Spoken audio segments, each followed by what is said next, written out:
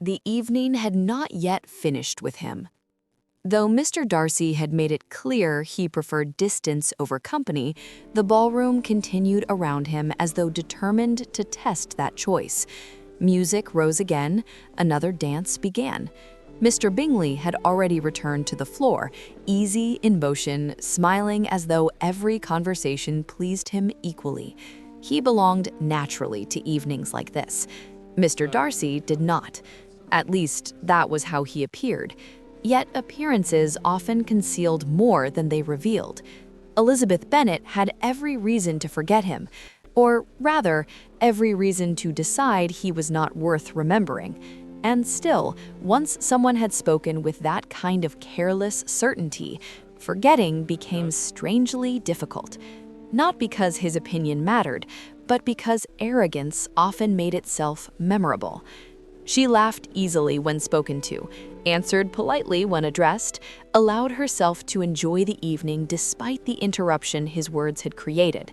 But from time to time, without intention, her eyes returned toward where he stood, still apart, still observing, his expression unchanged, as though every dance, every introduction, every laugh unfolding around him belonged to a performance he had chosen not to join.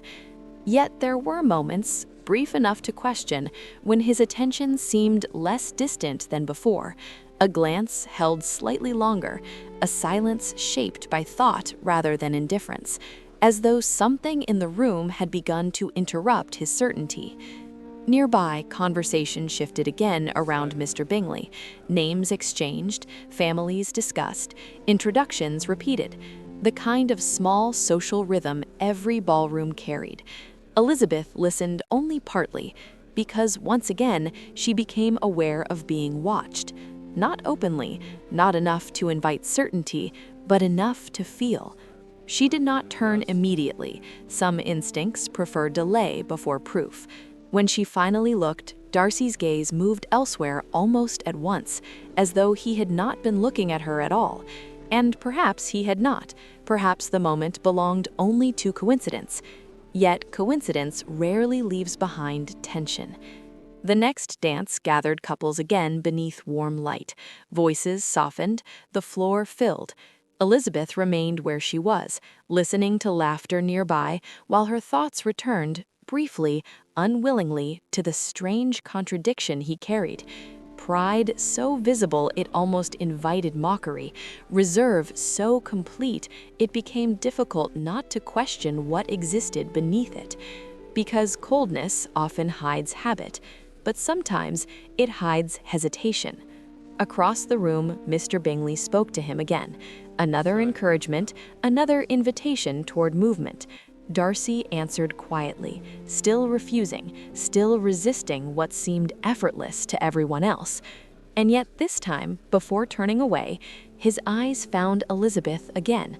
Longer now, not admiration, not softness, only something quieter. Recognition, perhaps, as though he had become aware that she had not disappeared simply because he had chosen to dismiss her. Elizabeth felt it before understanding it, that odd awareness when silence begins carrying more meaning than speech. No words crossed between them, not yet, but the evening had changed, because indifference no longer felt complete, and somewhere beneath candlelight and music, the first crack in certainty had already begun.